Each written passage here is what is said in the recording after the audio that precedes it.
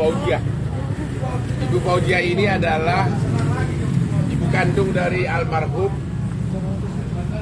yang sudah meninggal karena dianiaya oknum TNI, ya. Jadi ibu ini jauh-jauh datang dari Aceh untuk memperjuangkan keadilan anaknya, didampingi oleh tim, kalau boleh timnya siapa aja? Ridwan Hadi. Siapa?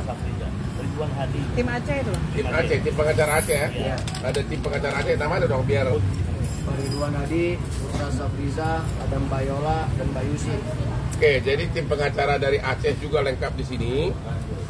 Dan sebenarnya tujuan ibu ini adalah agar penyidikan kasus ini transparan dan diterapkan pasal yang tepat, ya.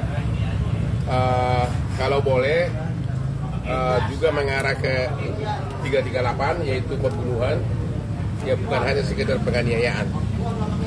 Dan dalam kesempatan ini kami kasih kesempatan juga kepada Ibu Fauzia curhat, mau ngomong apa aja Bu, silakan Bu. Dari almarhum Bapak datang jauh-jauh ke Jakarta untuk mencari keadilan untuk anak kami dan keluarga kami sama Farid. Bagaimana hukuman yang layak, yang setimpal apa yang sudah diperbuat terhadap keluarga Bapak.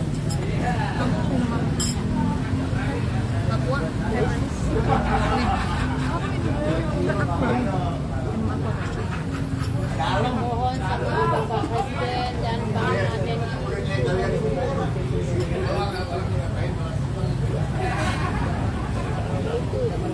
kami mencari keadilan yang seadil-adilnya. Apakah visum sudah pernah dengar, sudah divisum atau belum pernah lihat? Berapa? Bilang apa itu? Jadi kayak asma, diduga asma gitu. Itu di asma sih. Iya. Ya. Ini yang visum dari rumah sakit Karawang pertama kali. Oke. Itu sudah hasil belum dikasih lihat ke kami. Dan itu jelas-jelas itu adalah penganiayaan, ya, bukan karena apa, bukan karena sesak napas, ya. Ya, jangan sampai melenceng gitu kan, ya, jangan sampai melenceng. Apa ada tulisan di sini apa? Asia. Apa itu artinya? Ini hasil apa ini? Ini hasil visum saat pertama kali jenazah ditemukan di rumah sakit Karawang. Jenazah ditemukan di Karawang, tapi kan udah diambil dari sungai, ya. Iya. Diangkat dari sungai, dibawa ke rumah sakit, divisum, hasilnya ini. Bagaimana bisa tahu sesak napas kalau udah dalam air? Iya. Hah? Logikanya di mana sih? Jadi keterangan jenazah aja Pak. Apa? Di visum di Hadi. Ya. Sudah di visum tapi hasilnya belum. Oh, di visum resminya di RSPAD, tapi belum ada hasilnya. Otopsi. Otopsinya, Oh, oke. itu hanya surat keterangan jenazah aja. Iya. Ini ada surat keterangan jenazah doang, ya? Iya, tapi ini Oke. ada penyebab langsungnya disebutkan asfiksia, penyebab antara asfiksia, penyebab dasar asfiksia. Ya udah, apa lagi Bu yang mau Ibu jauh-jauh datang ke Jakarta? Nanti kita akan ketemu juga aparat terkait. Apa lagi Bu? Silakan Bu. Mohon sama Bapak Oman dikawal dan boleh sampai minta. Makanya saya bangun pagi Bu. Ya, baru pulang subuh. Gimana lagi Bu? Oke, bisa nggak Ibu ceritakan kronologis kejadiannya pada hari almarhum itu menelepon minta uang 50 juta. Menurut cerita yang Ibu dengar dari ada adiknya itu siapa tuh? Siapa? Betul. Bisa. Yang Ibu dengar apa langsung dari keterangan dari adik-adiknya almarhum? Ibu langsung mendengar ya, ibu langsung ditelepon ya. Langsung mendengar dari almarhum korban yang menelpon ke ibu, dia sudah ditangkap, minta sebesar 50 juta. Dia ibu keras, tak sanggup lagi menahan. Ya. Dia bilang anak ibu suruh buang cepat-cepat, dia sikit lagi mau mati. Itu yang ngomong Almarhum Pelaku juga ngomong. Aku nanti yang terakhir sampai saya bilang mau cari kemana uang sebab 50 juta banyak. Carilah mama kemana-mana pinjam-pinjam ini, saya nggak tahan lagi, nyimak sikit lagi mau mati. Itu kata almarhum. Kata almarhum 2 kali nelpon kayak gitu dia bilang. Ya. Ibu nelpon yang terakhir yang angkat tersangka. Ya. Ibu sayang anak, kirim uang. Dia bilang saya akan usahakan kirim uang. Tapi anak saya jangan ditunggu lagi. Ya. Saya sebab orang miskin, jangan sekali kita seribu pun nggak ada uang. Ya, Bu. Jawab mungkin pelaku. Kalau nggak saya kirim uang, anak ibu dibuang sungai. Kalau tidak kirim uang, dibunuh dan dibuang ke sungai. Ya, ya. Jadi kalau bisa pasal yang dituduhkan bukan hanya sekedar penganiayaan lagi ya. Karena udah jelas-jelas di sini ada niat untuk membunuh. Dari ucapannya itu, kalau ibu tidak kirim uang 50 juta, anak ibu akan dibunuh dan dibuang ke sungai.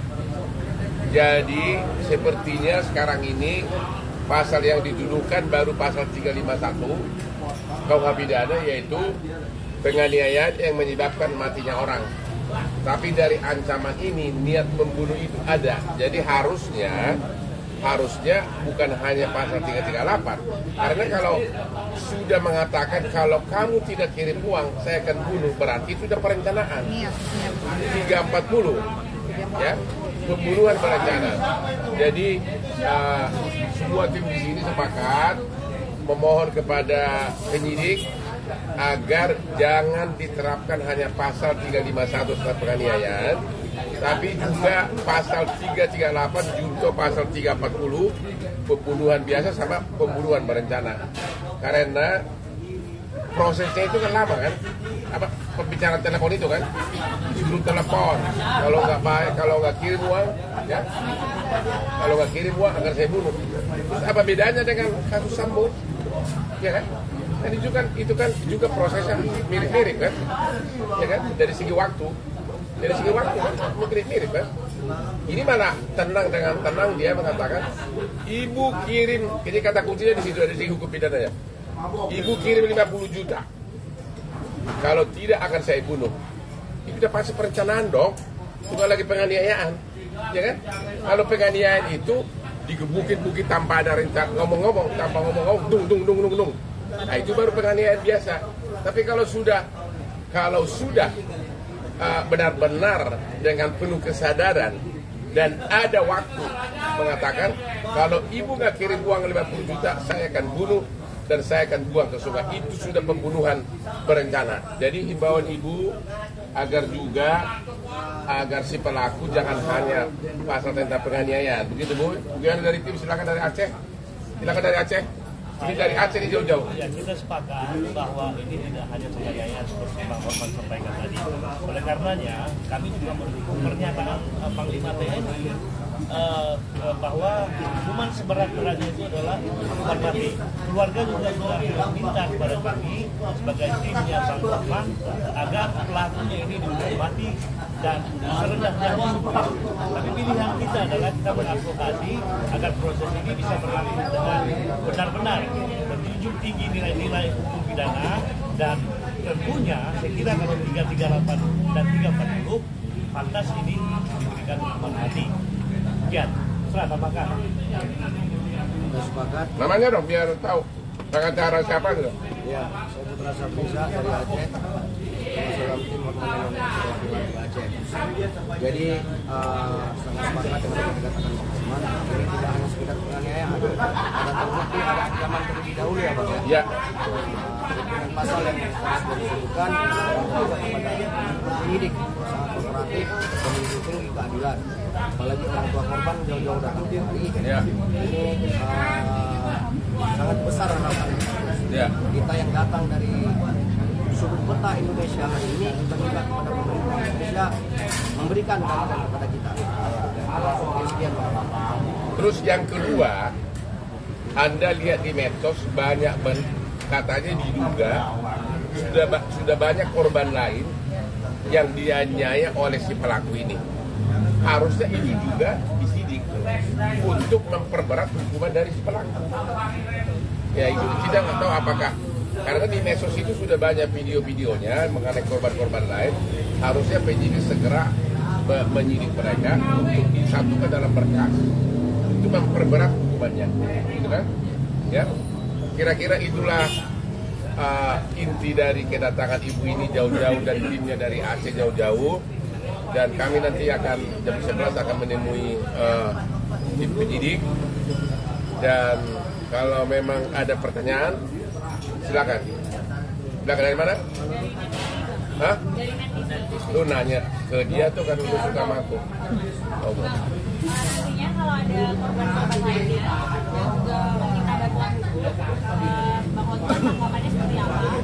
Lalu yang kedua, kan ini Bang Hotman dan tim kan mengawal kasus ini. Iya. Padahal ini kan peradilan militer gitu Bang. Iya. Apakah kemudian ada rasa apa ya was-was kalau nanti nggak adil atau kenapa gitu? ya, kita sebagai pengacara sudah siap terima resiko apapun ya. Kita hanya bicara fakta dan normatif hukum, ya. Kita tidak pernah takut karena kita juga tidak memfitnah orang. Apa yang ditakutkan, ya. Kita akan tetap kawal kasus ini, walaupun itu ditangani lembaga manapun, ya. Yang tadi korban-korban lainnya kalau minta bantuan juga apakah Oh, justru itu saya sudah posting di Instagram saya para korban-korban agar datang juga, tapi ya ada semuanya pada takut. Ada per telepon tapi nggak mau ngomong namanya, hanya ngomong saya juga korban. Ada yang datang per telepon banyak kan, tapi katanya sih katanya ini oknum sudah melakukan hal yang banyak itulah toko-toko begitu. Kalau nggak dikasih duit, dituin gitu loh. Tapi ya pada nggak berani. Ya mungkin masih ada pelaku lain yang kita tidak mengerti. Ini sepertinya praktek ini oknum ini sudah lama dan terbuka. Kok nggak ada pengawasan? Sudah lama terbuka depan toko begitu bisa dijemput, digebukin, kok nggak ada pengawasan? Pasti kan dalam gaya hidup orang ini kan kelihatan dari mana duitnya. Itu yang saya selalu pertanyakan. Ya, oke. Apa lagi? Lu nggak minta nomor handphone gue lo? Selain pembunuhan berencana, kalau yang kayak pemerasan begitu juga bisa dapat pasal tambahan. Bisa dijuntokan semuanya, dijuntokan, ya. Penyalahgunaan kewenangan ini kan bukan tugas dia kan, dia kan bukan kepolisian, ya. Tapi paling tepat di sini 340. Karena itu sudah jelas-jelas kalau kamu, ya kan, kalau kamu tidak bayar aku bunuh. Kalau pembunuhan biasa itu kan berantem tung langsung mati, itu otomatis mati, bukan tanpa direncanakan. Atau penganiayaan digebukin mati. Tapi kalau direncanakan dan benaran dibuang ke sungai, jelas-jelas itu 340. Ya, jadi itu yang kita belum dengar sampai hari ini. Belum ada press release dari penyidik dari Dampom dan Jaya. Apakah hanya 351 ayat 2 yang diterapkan, ayat 3 ya? Ayat 3, yaitu penganiayaan menyebabkan matinya orang, hanya 7 tahun ancamannya. Sedangkan pembunuhan berencana kan bisa hukuman mati. Kira-kira begitu, ya. Ada lagi? Gimana? Tadi ada di Metro TV. Ya. Ibu Fauzia. Karena pembunuhan aja sih. Itu harapan kedepannya terhadap pelaku dan mungkin korban-korban lainnya gimana dari ibu sendiri? Harapan keluarga sama ibu bahwa ini proses ini harus adil. Yang kedua, hukumannya harap jadi hukuman seberat-beratnya yaitu hukuman mati. Tentunya kita akan mencoba mengadvokasi untuk diterapkan sampai hukum. Ya, seperti itu. Dan selain daripada keluarga korban, diharapkan ibu menyampaikan kepada kita bahwa agar tidak ada korban-korban lain yang cukup almarhum Imam Mashkur saja yang mengalami hal ini. Itu harapan keluarga dan ibu tidak datang kembali bertemu dengan teman-teman di bawah Paris.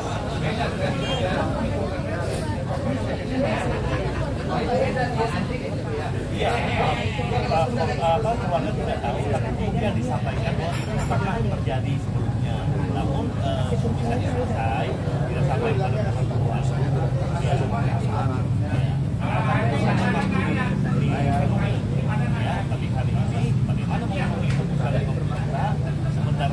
hanya menjual uang mungkin 5 jutaan mungkin ya karena itu.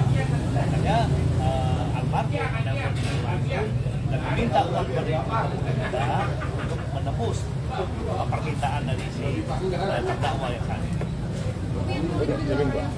Orang yang sama. Jadi biadabnya di sini mereka itu ketika meminta kepada ibu jarak waktu pun itu sudah diberikan. Nah, padahal itu sudah bilang uang akan saya kirimkan, tapi ini kan pemeriksaan terhadap saya. Jadi ini benar-benar dia melakukan atas tindakan sadar ya. Kalau kemudian ada gangguan psikologis dan sebagainya, saya pikir tidak mungkin. Apalagi salah satu oknumnya itu pas pampres.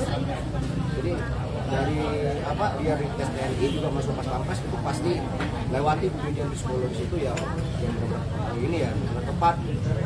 Jadi kita minta memang hukuman yang sebenar-benarnya dijatuhkan kepada si pelaku ya. Enggak, Haider kenapa? Terus kita dari tim DRC juga sudah mulai mengadvokasi kalau ada korban lain boleh dilaporkan. Dan alhamdulillahnya beberapa nama sudah kita kantongi.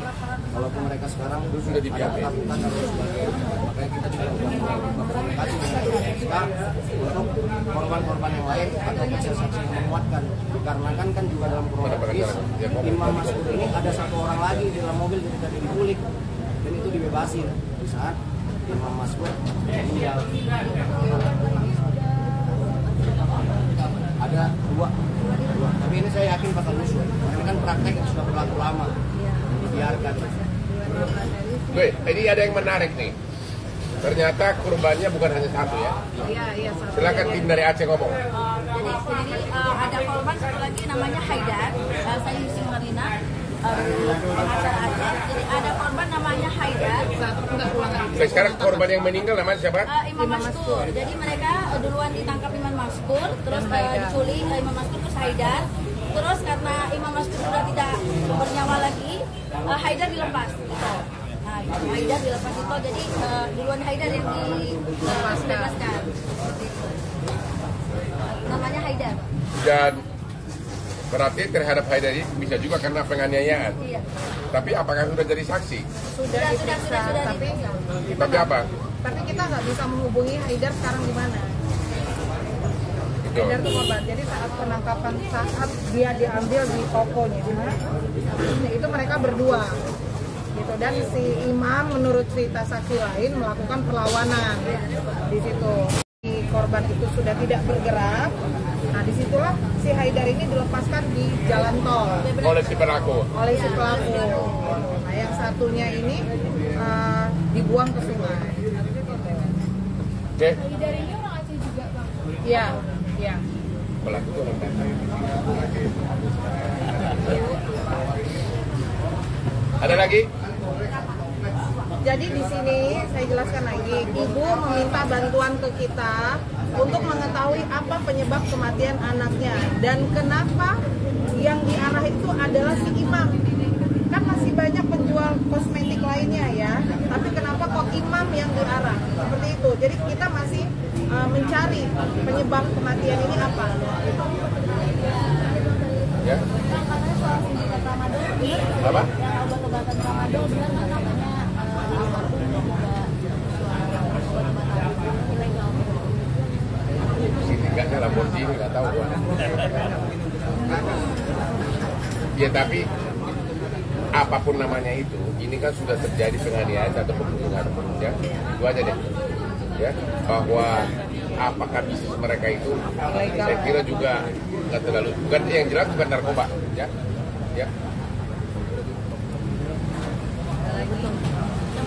Ada lagi? Yang bertanya?